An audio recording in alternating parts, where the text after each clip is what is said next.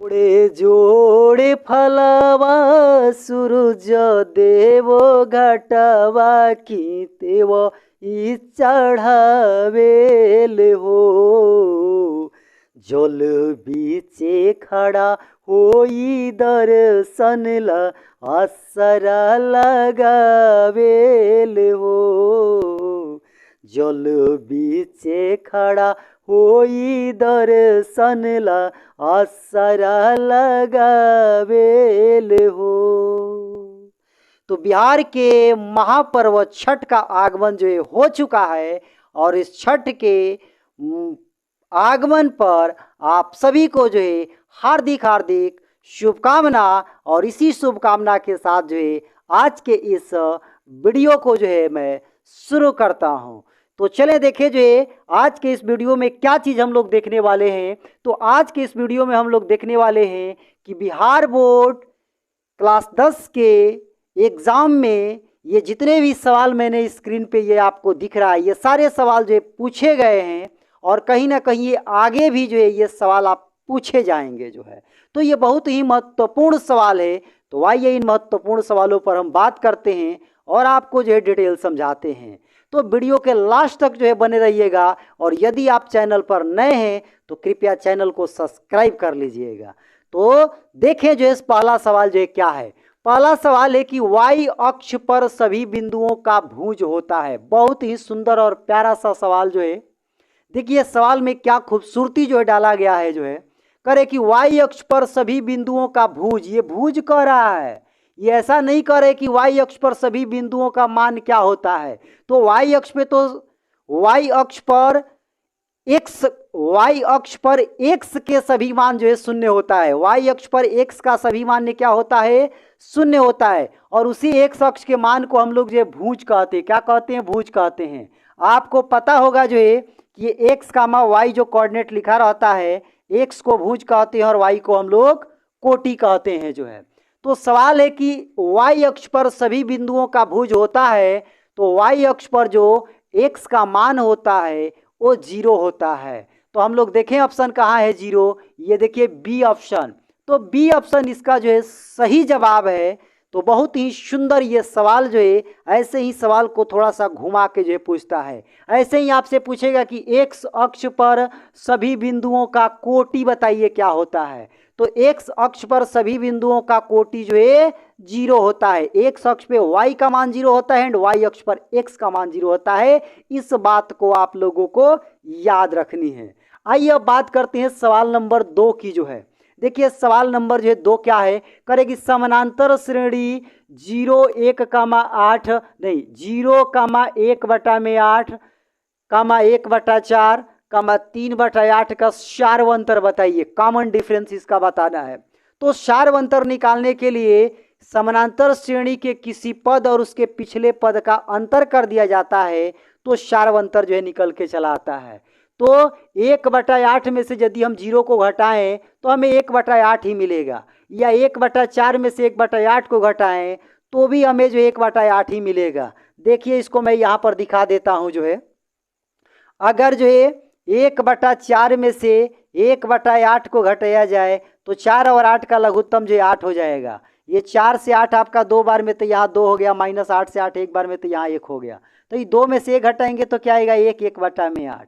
तो किसी भी कोई भी पद अगर इसमें से लें, ठीक उसके पीछे वाला पद को अगर हम लोग घटाएं, ठीक उसके पीछे वाले पद को घटाएं तो जो हमें आएगा वही जो है सार्वंतर कहलाएगा। तो इस प्रकार से इसका भी जो ऑप्शन बी है वो राइट आंसर है, सही जवाब है।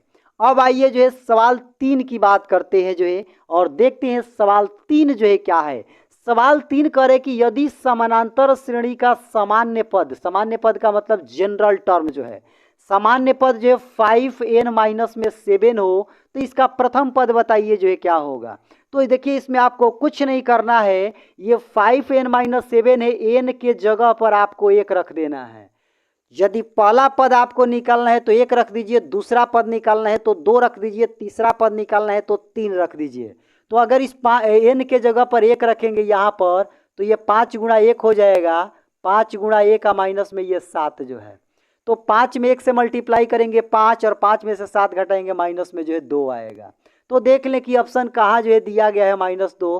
तो देखिए option D is the right answer of answer question 3 जो है। तो क्वेश्चन 3 का ये ऑप्शन डी जो है सही जवाब है। अब आइए जो है सवाल 4 की बात करते हैं। जो है सवाल 4 देखिए क्या है, करे कि बिंदु ए 0, -8 है और बिंदु बी है जो कि -12, 0 है को मिलाने वाली रेखाखंड के मध्य बिंदु का निर्देशांक है। मतलब कि मध्य बिंदु का निर्देशांक जो है क्या होगा ये हमें जो है बताना है।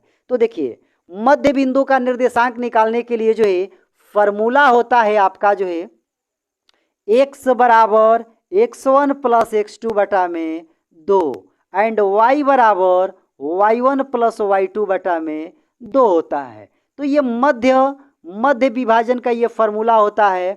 इसी प्रकार से जो है आंतरिक विभाजन का भी फॉर्मूला होता है x बराबर m1 x2 plus m2 x1 बटा में m1 plus m2 and y बराबर जो है m1 y2 plus m2 y1 बटा में m1 प्लस m2 जो है। तो यहाँ मध्य विभाजन का ये फॉर्मूला हम लोग लगाएंगे और यदि ध्यान से हम लोग देखें तो ये आपका 0 जो x1 का मान है और -12 जो x2 का मान है। तो 0 में अगर -12 को जोड़ा जाए तो कितना आएगा -12 और -12 को यदि इस 2 से भाग दे दिया जाए तो -6 आएगा जो है। तो -6 जो है एक मान आपका -6 आया और दूसरा y का जो है ये y1 है और ये y2 है। -8 में 0 को जोड़ेंगे -8 आएगा, उसका आधा करेंगे -4 आएगा जो है। तो हम लोग देख लें कि ये ऑप्शन कहाँ पर है। तो देखिए ये ऑप्शन जो है -6, -4 जो है -6, -4 option B is the right answer. तो ऑप्शन बी इसका क्या है सही जवाब है। आइए अब देखते हैं जो है सवाल नंबर 5 को जो है। तो सवाल नंबर 5 देखिए क्या कर रहा है, यदि बिंदुएं P 3, 0 Q 4, K और R 6, -3 संरेख है तो K का मान ज्ञात कीजिए।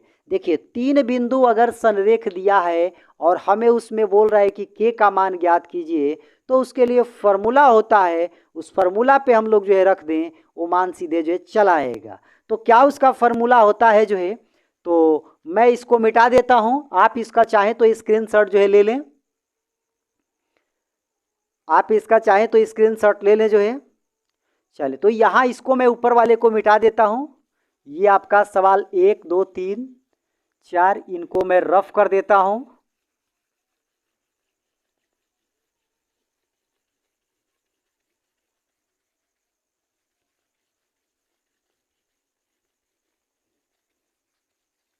हाँ तो देखें सवाल जो 5 है वो संरेख कह रहा है। तो संरेख का मतलब ये होता है कि त्रिभुज का जो क्षेत्रफल है वो 0 होना चाहिए। त्रिभुज का जो क्षेत्रफल है वो 0।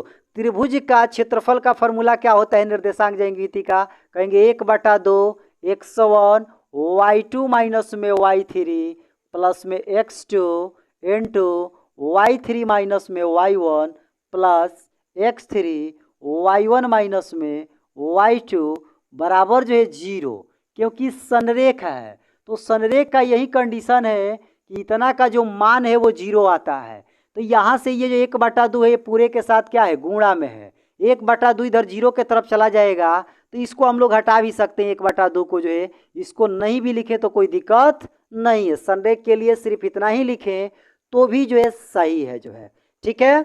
तो चलें x1 का मान देखिए क्या है, हम लोग देख लें इसमें जो P पॉइंट है, P पॉइंट वो आपका 3, जो है 0 है, जो Q पॉइंट है वो 4, K है एंड जो R पॉइंट है वो आपका 6, -3 है जो है। तो ये आपका x1 होता है, ये y1 होता है, ये x2 होता है, ये y2 होता है, ये आपका x3 होता है, ये आपका y3 होता है। तो यहाँ पर मान को हम लोग पुट करें, x1 का मान कितना तो कहेंगे कि 3 हुआ, y2 का मान कितना तो देखिए y2 कितना है k माइनस, y3 का मान कितना है तो y3 का मान -3 है। तो यहाँ भी माइनस है और यहाँ पर भी माइनस, तो ये +3 हम लोग डायरेक्ट लिख सकते हैं। प्लस x2 का मतलब हुआ ये आपका जो है 4 और y3 का मतलब हुआ -3 और y1 का मतलब हुआ देखिए ये 0, ठीक। प्लस x3 का मतलब हुआ ये आपका 6, y1 का मतलब यह 0 एंड y2 का मतलब हुआ ये आपका k जो है, बराबर क्या लिखेंगे जो है जीरो जो है। अब इसको हम लोग जो है हल करें जो है, तो इसको मैं मिटा देता हूं जो है। तो ये 3 का मल्टीप्लाई के में जो है, 3 का मल्टीप्लाई अगर के में करें तो ये 3 के हुआ, अब प्लस 3 का 9 हुआ। ये देखिए -3 -0 कितना होगा, -3 होगा। -3 से 12 में 4 में मल्टीप्लाई करेंगे, माइनस में 12 होगा जो है। और ये 6 का मल्टीप्लाई 0 में तो ये तो 0 हो जाएगा, 6 का मल्टीप्लाई माइनस के में तो ये माइनस में 6 के होगा, बराबर में जो है 0। अब देखिए ये 3 के में से अगर 6 के को घटाया जाए, 3 के में से अगर 6 के को हम लोग घटाएंगे जो है, तो हमें मान कितना मिलेगा जो है, तो हमें मान मिलेगा जो है 3 के, माइनस में जो है 3 के जो है। और ये 9 है, ये 12 है, 9 में से अगर 12 को हम लोग घटाएं जो है, तो ये माइनस में जो है 3 मिलेगा जो है, बराबर ये आपका 0। माइनस में 3 के बराबर जो है, ये 3 उधर जाएगा तो ये प्लस में हो जाएगा, तो यहाँ से के बराबर 3 बटा में -3, ये से कैंसिल हो गया, और के का जो मान है वो माइनस में 1 आ गया। तो यहाँ के का मान तो माइनस में 1 कहीं पर नहीं दिख रहा है। ऑप्शन में थोड़ा सा लग रहा है कि गड़बड़ी है, लेकिन कोई बात नहीं जो है, आप अपने अनुसार से इसको हल करके जो है और लिखेंगे जो है, ऑप्शन गलत भी जो है दे सकता है। चलिए आइए अगले सवाल की जो है बात करते हैं जो है।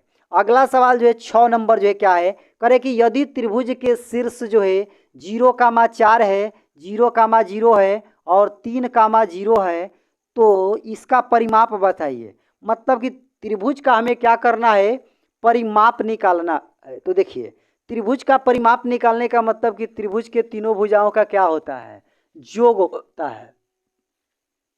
त्रिभुज के तीनों भुजाओं का योग जो है क्या होता है, तो परिमाप होता है। ठीक, तो यहाँ त्रिभुज के जो 3 बिंदु हमें दिया गया है, जिनके शीर्ष का निर्देशांक हमें दिया गया है 0,4 है, ये 0,0 है एंड ये 3,0 है। तो हम लोग करेंगे क्या जो है कि इनके और इनके बीच का, मान लीजिए कि ये ए है, ये बी है, ये सी है, तो ए और बी के बीच का हम लोग दूरी निकाल लें। तो ए और बी के बीच का दूरी निकालेंगे तो ये 0,0 ये तो मूल बिंदु है। रुकिए थोड़ा सा पानी पी ले जो है, हुटकी आ रहा है, रुकिए 1 मिनट, थोड़ा सा जल जो है ग्रहण कर लें। हाँ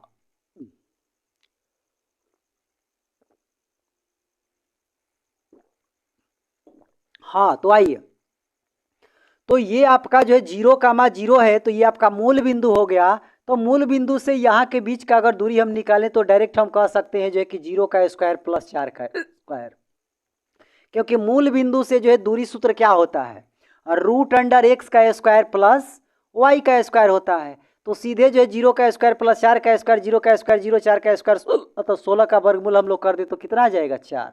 तो ये ए और बी कितना आ गया, 4 आ गया जो है।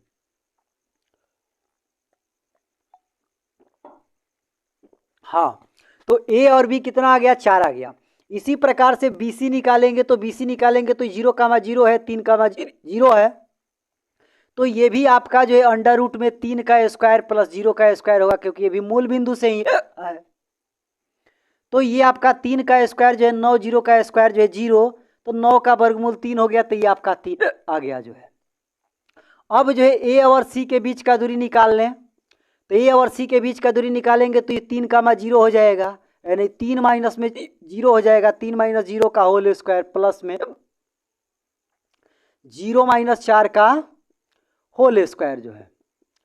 तो ये 3 में से 0 को अगर हम लोग हटाएं तो है, तो ये 3 होगा, 3 का स्क्वायर, और यहाँ पर माइनस में 4 का स्क्वायर जो है। ये 3 का स्क्वायर 9 हुआ, 4 का स्क्वायर माइनस 4 का स्क्वायर 16 हुआ, इनको जोड़ने पर ये कितना हो जाएगा 25। तो 25 का वर्गमूल 5 हो जाएगा, तो ये आपका 5 हो जाएगा। तो ये 4 आ गया, ये 3 आ गया, ये 5 आ गया, तो 4 3 7 7 5 12 जो है। तो देखिए ये ऑप्शन जो बी इसका दिया गया है, ये आपका सही जवाब है, ऑप्शन बी। तो यदि त्रिभुज का शीर्ष इतना इतना इतना है तो इनका परिमाप क्या हो जाएगा, तो 12, इसको 12 इकाई हम लोग बोल सकते हैं, 12 इकाई जो है। ठीक है, बहुत हुटकी आ रहा है जी। हाँ, पानी पे पानी पी रहे हैं फिर भी नहीं हुटकी रुक रहा है। हाँ? क्या बात है। और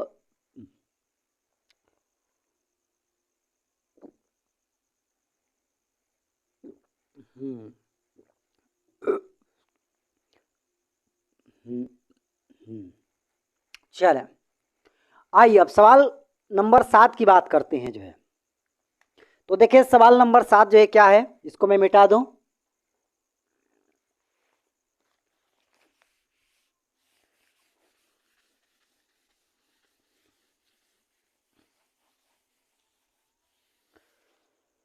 तो सवाल नंबर 7 करे कि बिंदुएं P 3,0, Q 7,0 और R 8,4 से बने त्रिभुज का क्षेत्रफल बताना है। तो त्रिभुज के क्षेत्रफल का फॉर्मूला होता है, त्रिभुज के क्षेत्रफल का फॉर्मूला होता है 1/2 इंटू x1 y2 माइनस में y3 plus x2 y3 minus में y1 plus x3 y1 minus में y2। तो ये फार्मूला होता है, इसी फार्मूले का इस्तेमाल हम लोग जो है करेंगे जो है। तो 1/2 x1 का मतलब हुआ ये आपका 3 हो गया, y2 का मतलब ये आपका 0 हो गया जो है, और y3 का मतलब जो है ये हुआ कि ये 4 हो गया जो है, ठीक, प्लस x2 का मतलब ये आपका 0, y3 का मतलब ये आपका 4 जो है, y1 का मतलब ये आपका 0 जो है, प्लस x3 का मतलब ये आपका 8 जो है, y1 का मतलब 0 हुआ, y2 का मतलब भी जो है 0 हुआ, ठीक। तो इसको हम लोग हल करें जो है 1/2, ये 0 में से 4 घटाएंगे -4 में अगर हम 3 से गुणा करें जो है तो 3 चौका 12 माइनस में ये आपका 12 आएगा जो है, और ये 0 से मल्टीप्लाई यदि इस पूरे में होगा तो ये पूरा 0 हो जाएगा, 0 में से 0 घटेगा 0, और 0 में गुणा करेंगे तो ये हो जाएगा 0। तो देखिए जो है ये आपका जो है 2 से जो है कितना बार में कैंसिल हो गया,